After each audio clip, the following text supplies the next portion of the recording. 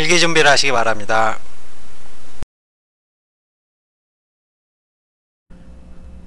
아주대학교 2017학년도 수시논술 인문계열 문제 보겠습니다. 사회학자 문항의 4개 문제를 출제를 하고 있고 1번 그룹의 문제에서는 온고지신을 주제로 해서 이사와 박지원의 공통점을 서술하라 이런 요구를 하고 있고, 이 이사라는 사람은 진나라 시황제 때의 그러한 신하죠.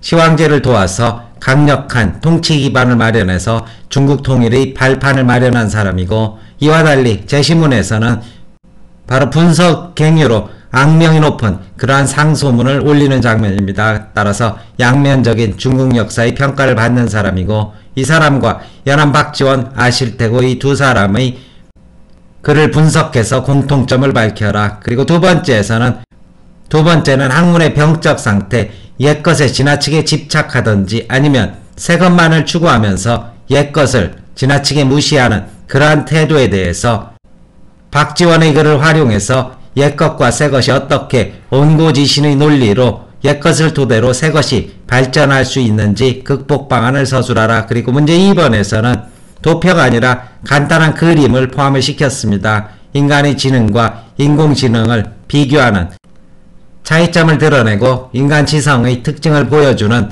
모라베크의 역설을 다른 제시문을 토대로 분석하라. 그리고 문제 2번에서는 튜링 테스트라는 이러한 사례를 통해서 인간의 지성과 기계의 지성이 다른 이유를 분석하거라 이런 요구를 하고 있습니다. 각 문항별로 서술 방향 확인하겠습니다. 문제 1-1에서는 이사와 그리고 연암이 비판하는 대상 또는 현상과 그 이유를 설명하고 공통점을 제시하라 이런 요구를 하고 있고, 제시문 가에서 이사는 당시 유학자들을 이렇게 비판하고 있는데, 새로운 법령과 도리가 제정되었음에도 사사로운 학문과 옛일로 조정을 비판하고 있어 황제의 권위가 추락하고 붕당이 조성되고 있다. 따라서 이들의 옛 도서를 모두 불태울 것을 주장을 하고 있다면, 제시문 나에서 박지원은 글을 쓰는데 옛것의 모방에 집착하는 사람들을 비판하고 있습니다. 옛것과 비슷함을 추구하는 것으로는 글의 본질에 도달할 수 없는 껍데기만 흉내내는 것이다. 근본적인 뜻을 놓치고 있다. 이러한 지적을 하고 있고, 따라서 이 둘은 공통적으로 과거에 집착해서 새로운 것을 도모하지 않는 태도를 비판한다. 이렇게 매듭하시면 될 것입니다. 1-2에서는 다에 소개된 학문의 병적 상태를 요약하고 극복 방안을 나의 내용을 활용해서 제시하라. 이런 지시사항을 주고 있고, 제시문 다에서 학문의 병적 상태란 낡은 것과 새로운 것을 조화롭게 추구하지 못하고 어느 한쪽에만 극단적으로 집착하는 모습인데, 옛것에만 집착하는 이들은 새로운 것이 만들어지는 걸 시샘하고, 새로운 것을 편애하는 사람들은 과거의 것들을 무시한다. 이런 학문의 병적 상태에 대해서 제시문 나에서는 옛날의 글도 그 글이 지어질 당시에는 현대적인 것이었던 만큼 옛것과 그리고 새것의 관계를 새롭게 설정하자 말하고 있는데, 오래된 학문에 담긴 그러한 근본적인 지혜를 이해하고 이것을 발판으로 새로운 지식을 찾아내려는 온고지신의 사고를 강조한다. 이렇게 볼 수 있을 것입니다.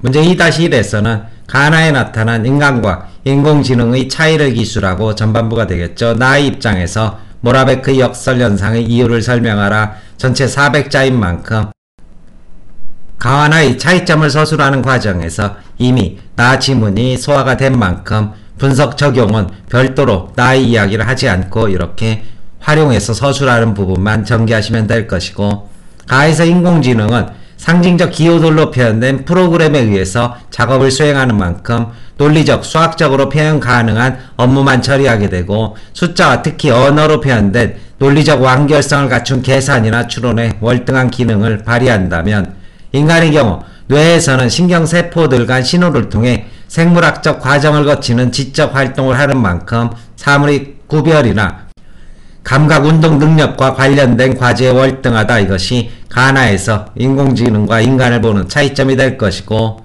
모라베크의 역설에 대해서는 이것은 바로 진화의 역사 차이에서 비롯된다. 감각운동의 능력이 오랜 진화의 시간을 거쳐왔다면 추상적이고 논리적인 사고는 진화의 기간이 짧았던 만큼 인간에게 쉬운 감각운동의 능력은 알고리즘으로 과제를 처리하는 컴퓨터에게 부담이 되고, 역시 인간에게 어려운 계산 추론은 상징적 기호들로 표현된 프로그램으로 구동되는 컴퓨터에서는 용이하게 풀어나갈 수 있다. 이러한 시각으로 모라베크의 역설을 설명하시면 될 것입니다. 문제 2-2에서는 다를 토대로 이라이자가 결국 지성을 가졌다고 볼 수 없는 이유를 서술하라 이런 요구를 하고 있고, 재심은 다에서 중국어 방에서 조는 한자를 시각적으로 판별하지만 사실상 그 의미를 알고 판별하는 것은 아닐 것입니다. 다만 규칙에 따라 한자 배열을 조작해서 문장을 산출하고, 이는 중국어의 의미에 대한 이해는 결여된 단순 기호의 조작에 불과하게 된다. 따라서 이 같은 시각에서 이라이자의 한계를 살펴보게 된다면 그가 튜링 테스트를 통과해도 컴퓨터죠. 진정한 의미에서 지성을 가진 생각하는 기계는 될 수 없다. 미리 정해진 규칙에 따라 입력된 문장을 알고리즘적으로 변환하고 그를 통해서 대화를 생성하는 만큼 본질적인 문장의 의미에 대한 이해는 결여되어 있다.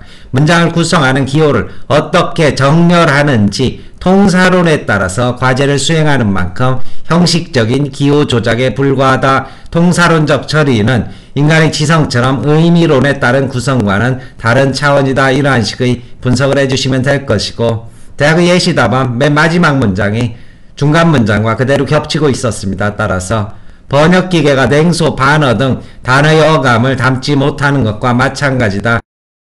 이런 식의 간단한 덧붙인 문장을 제안해 보겠습니다.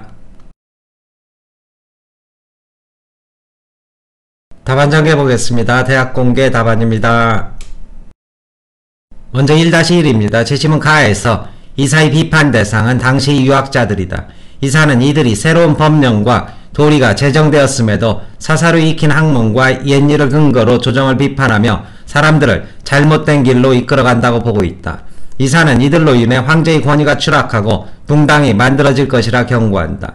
재심은 나에서 박지원은 글을 짓는데 옛것의 모방에 집착하는 사람들을 비판한다. 박지원은 이들이 비슷함을 추구하는 것으로는 진짜 본질에 도달할 수 없다는 점, 껍데기만 흉내내며 근본적인 본질적인 뜻은 놓치고 있다고 생각하기 때문이다. 이사와 박지원은 서로 다른 시대의 서로 다른 대상을 비판한다. 그러나 과거의 것에 집착하여 새로운 것을 도모하지 않는 태도를 비판하고 있다는 점에서 공통점이 있다. 1-2입니다. 재심은 다에서는 낡은 것과 새로운 것을 조화롭게 추구하지 못하고 어느 한쪽에만 집착하는 현상을 학문의 병적 상태라 소개한다. 이러한 병적인 태도에 따라 옛것에만 집착하는 이들은 새로운 것이 만들어지는 것을 시샘하여 새로운 것의 가능성을 부인하고, 새로운 것을 편애하는 사람은 과거의 것을 존중하지 않고 아예 말살해버리려 한다. 그렇다면 이러한 문제를 극복하기 위해 학문이 추구해야 하는 길은 무엇인가? 재심은 나를 통해 그 방법을 생각해 볼 수 있다. 재심은 나는 옛날의 글도 그 글이 지어질 당시에는 현대적인 것이었음에 주목하여 옛것과 새것의 관계를 새롭게 설정한다. 이를 학문에 적용시켜보면 오래된 학문에 담긴 근본적인 뜻을 이해하고 아직 밝혀지지 않은 것을 찾아 탐구하는 것이 학문이 지향해야 할 바람직한 길임을 알 수 있다. 430자 분량의 답안지고, 자수가 많지 않은 만큼 학생 여러분들은 이런 식의 문제를 그대로 되풀이하는 물음표는 하지 마시고 곧바로 옛것을 바르게 이해해서 이를 발판으로 새로움을 추구하는 그러한 통합적 사고가 필요하다. 이런 식으로 곧바로 답을 먼저 제시하는 것이 채점에서 더 유리하게 될 것입니다. 2-1입니다. 인공지능은 상징적 기호들로 표현된 프로그램에 의해 작업을 수행하기 때문에 논리적 수학적으로 표현 가능한 업무만 처리한다. 따라서 숫자 언어로 표현된 논리적 완결성을 갖춘 계산이나 추론 과제는 인간보다 훨씬 잘 수행한다. 이와 달리 인간의 인지기능의 기초가 되는 뇌에서는 신경세포들 간의 신호를 주고받으며 생물학적인 과정을 거쳐 지적활동이 이루어지는데, 인간은 사물의 구별이나 감각운동 능력과 관련된 과제에서 인공지능에 앞선다. 모라베크는 감각운동 능력이 오래전부터 진화해온 것인데 비해 추상적이고 논리적 사고는 진화의 역사가 길지 않다고 보았다. 따라서 인간에게 쉬운 과제인 감각운동 능력은 알고리즘으로 과제를 처리하는 컴퓨터에게 어렵고, 인간에게 어려운 계산이나 추론 과제는 상징적 기호로 표현된 프로그램으로 구동되는 컴퓨터에게 쉽다는 모라베크의 현상이 나타난다고 보았다. 문제 2-1의 답안이고, 이라이자가 튜링 테스트를 통과했다 하더라도 진정한 의미에서 지성을 가진 생각하는 존재는 아니다. 이라이자는 미리 정해진 규칙에 따라 입력된 문장을 알고리즘적으로 바꿔 써서 대화를 생성할 뿐 문장의 의미를 처리한다고 볼 수 없기 때문이다. 이는 중국어방에서 존이 한자를 시각적으로 판별해서 규칙에 따라 한자 배열을 조작하여 문장을 산출하지만 이를 두고 존이 중국어를 이해한다고 할 수 없는 것과 마찬가지이다. 이라이자는 문장을 구성하는 기호를 어떻게 정렬해야 하는지 통사론에 따라 과제를 수행하고 있지만 형식적 기호 조작만 하고 있을 뿐이다. 그런데 통사론적 처리만으로는 인간의 지성처럼 의미론에 따라 기호에 의미를 부여하고 기호가 의미하는 바를 이해한다고 보기 어렵다. 따라서 튜링 테스트를 통과했다 하더라도 이라이자가 의미를 이해하고 생각할 수 있는 능력인 지성을 가졌다고 볼 수 없다. 이 부분이 앞부분 내용과 그대로 겹쳐서 번역기계가 원문의 반어 등 어감을 모두 반영해서 번역할 수 없는 것과 마찬가지 이치라고 볼 수 있다. 이런 정도의 덧붙임 서술을 제가 해보았습니다. 설명 마칩니다.